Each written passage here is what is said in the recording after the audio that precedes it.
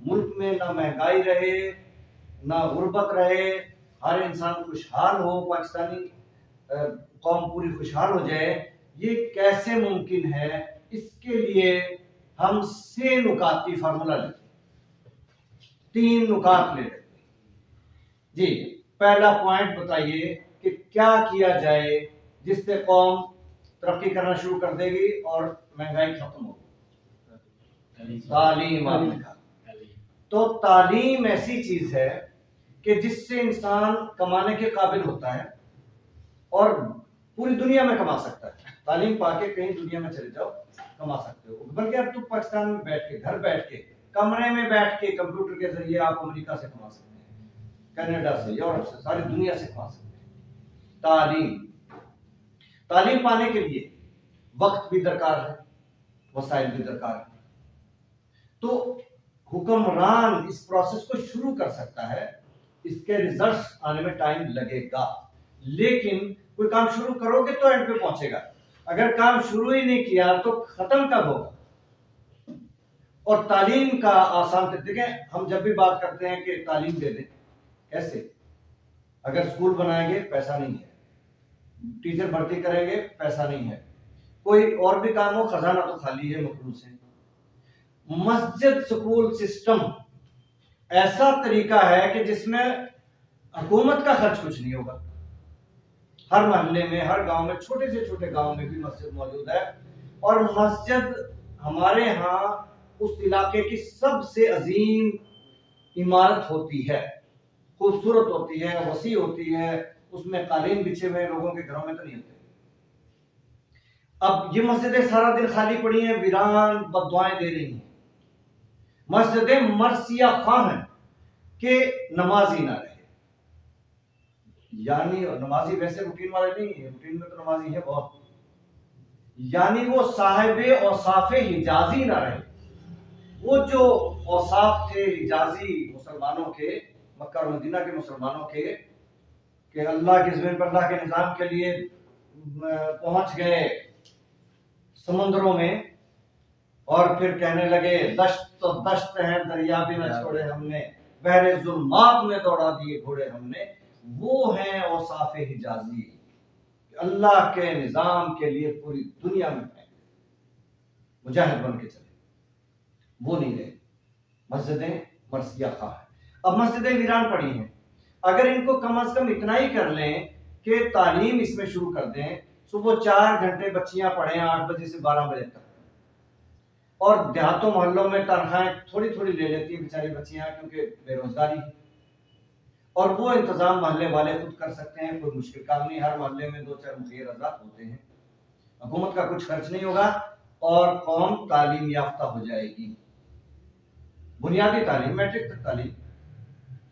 अच्छा, अब 12 से 1 वक्फा आ गया, लड़कियां चली गई, बाद में लड़कों की क्लासें शुरू हो गई, नमाज भी जमात के साथ पढ़ेंगे, मस्जिद भी आबाद हो गई और तालीम भी हो रही है। तो 6 बजे तक उनको पढ़ा दे, सारा दिन से उन्होंने अपनी रोजी कमाई है, पेरेंट्स की हेल्प की है, मजदूरी की है, करें। Child labour is not a crime, वो करें काम, हेल्प करें अपने पेरेंट्स की, और उसके बाद वो 4-5 घंटे पढ़ लें। तो इसी तरह उनके अखराजात भी कुछ नहीं, मस्जिदें भी आबाद। वो जो मस्जिदें दुआएं देती हैं मरसिया खां हैं, वही मस्जिदें आपकी दुआएं देंगी और अल्लाह ताला मस्जिद की तो अपने घर की तो सुनेगा। तो तालीम 100% करना आसान तरीन काम है, सिर्फ हुक्मरान का ऑर्डर चाहिए, खर्च नहीं होगा खजाने का, सिर्फ ऑर्डर चाहिए। ऑर्डर होगा जब नीयत होगी, सोच होगी, तो ये सोच आएगी, तालीम शुरू हो जाएगी, प्रोसेस शुरू हो जाएगा, गुर्बत के खात्मे का प्रोसेस शुरू हो जाएगा, फौरी नहीं खत्म होगी। उसके बाद दूसरी चीज कि दूसरा स्टेप क्या हो कि जिससे कौम के बहुत सारे मसाइल हल हो जाएं और कौम तरक्की की राह पे गामजन हो जाए, गुर्बत खत्म हो जाए, तो प्रोसेस शुरू हो जाए। वो कौन सा अमल है? अदलो इंसाफ। आपने कहा जिस दिन इस मुल्क में अदल आ गया और वो जराइम डाकू है, दहशतगर्द है, अगवा करने वाले हैं, उनको सरेआम लटकाया गया। इस्लाम में तो यही है, इस्लाम में सजाएं सरेआम है। इस्लामी कवानीन के मुताबिक सजाएं शुरू हो जाएं, बर वक्त फैसले हों, अदल आ जाए, जराइम खत्म। और जो ही जराइम खत्म होंगे और अमन कायम हो जाएगा, तो जराइम में तो बहुत सारी चीजें, मसलन रिश्वत वगैरह भी जराइम में आते हैं, चोरी वगैरह भी आते हैं। और ये जो लूट मार चल रही है मुल्क में, लुटेरे लूट रहे हैं इस कौम को, तो वो नोच नोच के खा रहे हैं इस कौम को, तो वो सारा सिलसिला खत्म हो जाएगा जब अदल आएगा। तो अदल आने से फौरी असरात भी आएंगे और लॉन्ग टर्म असरात ये होंगे कि जब अदल आएगा तो अमन कायम हो जाएगा। जो ही अमन होगा, पूरी दुनिया का इन्वेस्टर आ जाएगा इन्वेस्टमेंट करने के लिए पाकिस्तान में।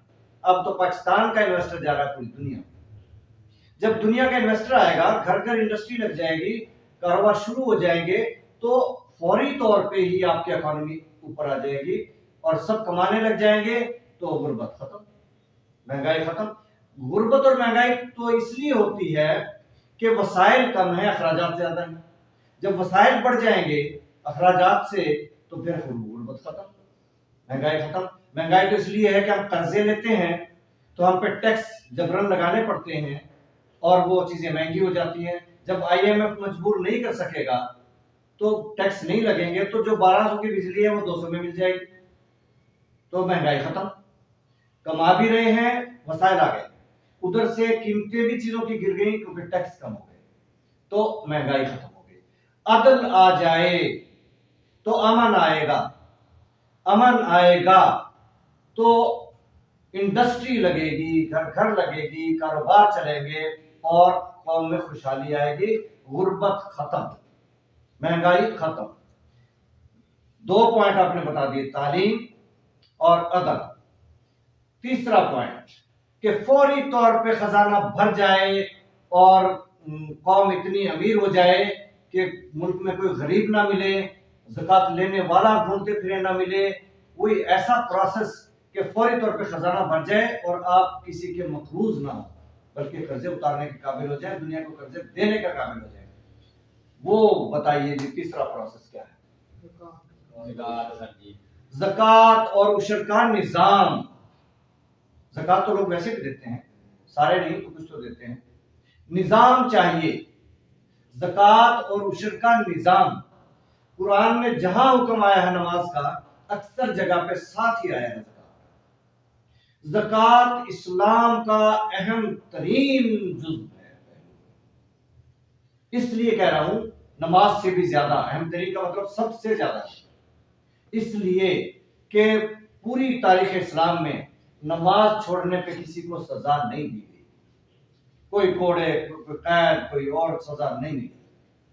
ज़कात ना देने पे जंग हुई है, गर्दनें उड़ा दी गई कि अगर एक रस्सी भी ज़कात की ना दी तो जंग होगी और हुई।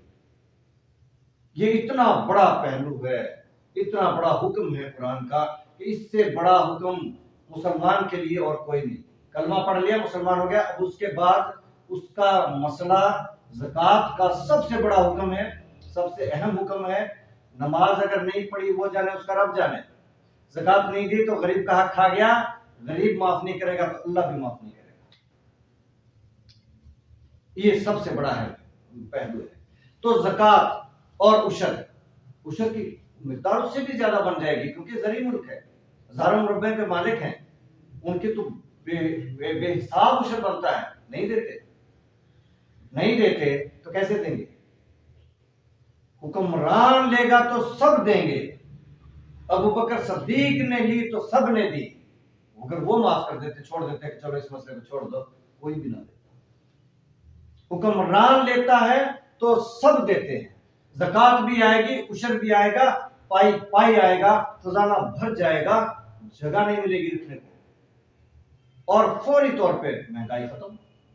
जब खजाना इतना भर गया कि आप सारे काम अपने कर सकते हैं, कर्ज नहीं लेते, शरायत नहीं आप पे लगती कि टैक्स लगाओ, तो चीजों की कीमतें गिर गई, टैक्स खत्म हो गए।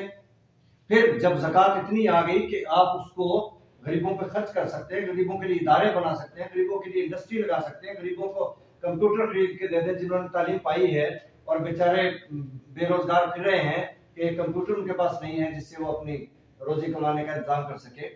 मतलब इंडस्ट्री, कंप्यूटर आज एक इंडस्ट्री है। मैं ये नहीं कह रहा कि लैपटॉप बांट दें, मैं ये कह रहा हूँ इंडस्ट्री के तौर पे कंप्यूटर को इस्तेमाल किया जाए।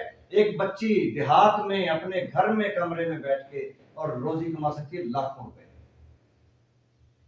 मगर ये इक़दाम किए जाएं, ये इसके लिए माइंड सेट चाहिए, सोच चाहिए, फिक्र चाहिए, लगन चाहिए, शौक चाहिए, जज्बा चाहिए। और जज्बा भी कौन सा चाहिए? फारूकी, सिद्दीकी, हैदरी, उस्मानी, वो जज्बा चाहिए कि जो ये ऐलान करे कि अगर एक रस्सी भी ज़कात के किसी ने ना दी तो उसके साथ जंग हो। तो जब आपका निजाम बनेगा, निजाम ये है कि सारी ज़कात बैतुल माल में आएगी, वहां से फिर तरजीहात के मुताबिक उलमा की नशिस्त में फैसला होगा कि कितनी रकम कहां कहां कैसे कैसे खर्च की जाए, कि जिससे ये उम्मत, पहले तो हम पाकिस्तान मुल्क की बात करेंगे, ये मुल्क अपने पांव पे खड़ा हो जाए। ये खड़ा हो जाएगा तो फिर पूरी उम्मत भी अपने पांव पे खड़ी हो जाएगी और इस्तेकाम मिलेगा, बका मिलेगी। तो 3 काम कर लें, पाकिस्तान से गुर्बत और महंगाई खत्म हो जाएगी। तालीम दे दें, तालीम का प्रोसेस शुरू कर लें, टाइम तो लगेगा। अदल कायम कर दें, फौरी हो सकता है, असरात भी फौरी आना शुरू हो जाएंगे। और ज़कात और उशर का निजाम कायम कर दें, फौरी खजाना भर जाएगा और फौरी तौर पे गुर्बत भी खत्म, महंगाई भी खत्म। ज़कात लेके लोग हाथों में उठाए फिरेंगे किसी को देने के लिए, ज़कात लेने वाला पाकिस्तान में नहीं मिलेगा, गरीब पाकिस्तान में नहीं मिलेगा। इतनी खुशहाली आ जाएगी। ये 3 काम करने होंगे और करेगा वो जो करने के जिम्मेदार है, हुक्मरान है। इस मुल्क में वजीर आजम पार्लिमानी निजाम में वजीर आजम होता है, सदारती निजाम में सदर होता है। अगर वजीर आजम ये चाहे, मगर कौन सा वजीर आजम है ये चाहेगा? जो जितने साबिक हुक्मरान हमारे गुजरे हैं, कोई है ऐसा जिसके माइंड में ये हो कि मैंने ये काम करने? एक भी नहीं है। सबके करतूतों से ये साफ जाहिर है, जो कुछ उन्होंने किया है वही आगे भी करने वाले हैं। तो वो कोई नहीं करेगा। इसके लिए नई क़यादत, नई सोच, नया फिक्र चाहिए। और कौन सोचेगा? जिसको इकबाल की समझ आएगी, इकबाल जिसको ताकीदन कह रहे हैं, दियारे इश्क में अपना मकान पैदा कर, जो अश्क रसूल। नया जमाना, नए सुबह शाम पैदा कर, फिर नया जमाना आएगा, नए सुबह शाम आएंगे। जब ये निजाम आएगा, तालीम सबके लिए 100% हो गई। हमारे आइन में तो है कि सानवी तालीम, मैट्रिक तालीम, बुनियादी तालीम हर पाकिस्तानी के लिए लाजमी है, आइन में मौजूद है। और कुरान में अल्लाह ने इकरा कह के बता दिया, और नबी करीम सल्लल्लाहु अलैहि वसल्लम की हदीस पाक है कि तालीम हर मुसलमान मर्द औरत पर फर्ज है।